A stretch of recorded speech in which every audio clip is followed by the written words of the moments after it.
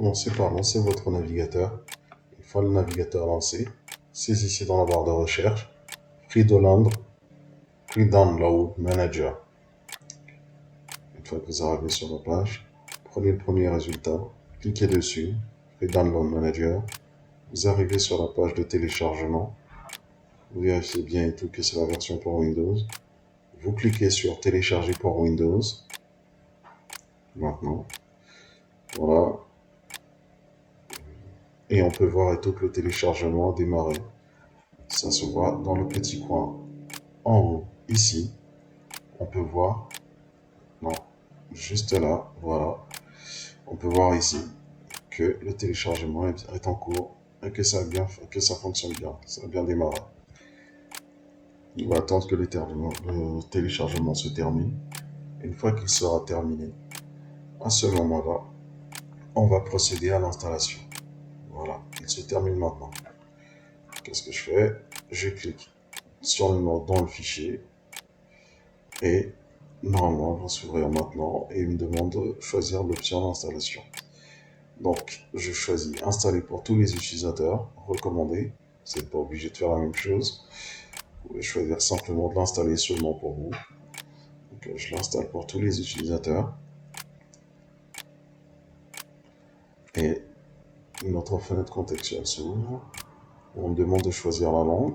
À ce moment-là, je le laisse par défaut sur le français. Je clique sur OK. Et dans le menu suivant, on peut voir et tout, on nous demande où est-ce qu'on veut installer l'application. On va le laisser par défaut, donc dans C, Program Files, et cliquer sur Suivant.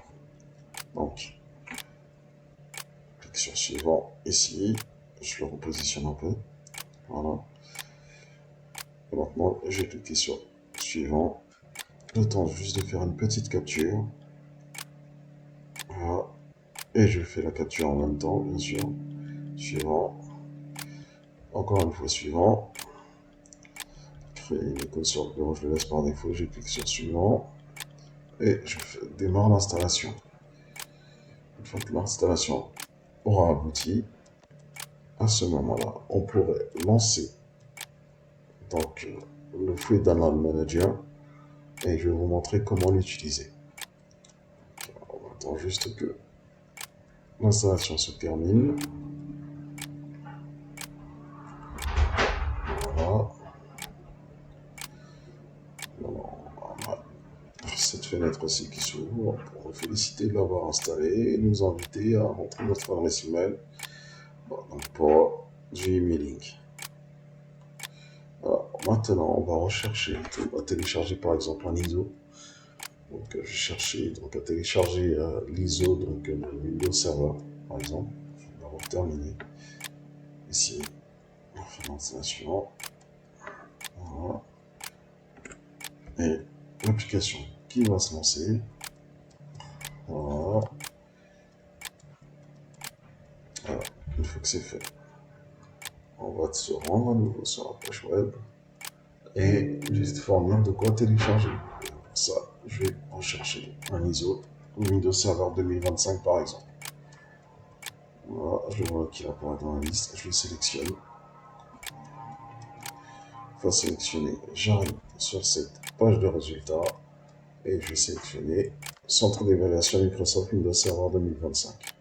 Je fais un clic droit sur la version qui nous intéresse ici, donc la version française en édition 64 bits. Et je fais copier le lien.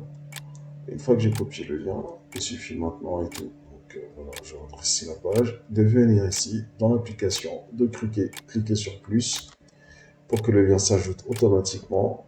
Donc voilà, dans la partie téléchargement. Et le téléchargement démarre.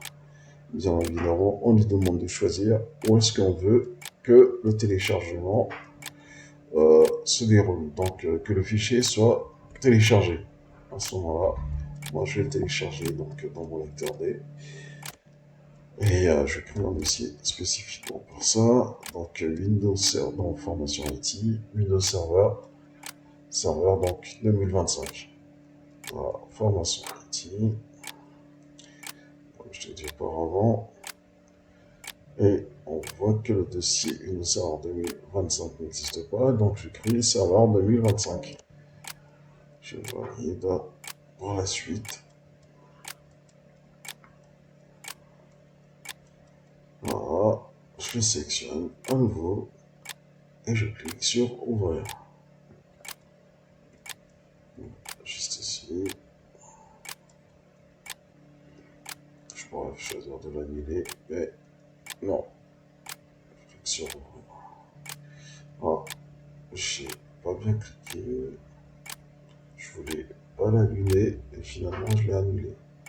Je choisis le serveur 2025 et je clique sur Ouvrir et je lance le téléchargement. Donc, on clique sur Télécharger.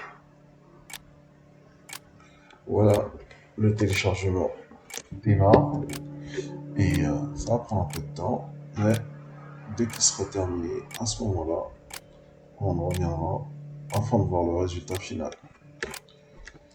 Donc, c'est un outil bien pratique pour pouvoir faire des téléchargements de gros fichiers comme les fichiers ISO ou bien même d'autres types de fichiers. Voilà. Donc, voilà, c'est tout pour aujourd'hui et j'espère que ça vous sera utile. À bientôt.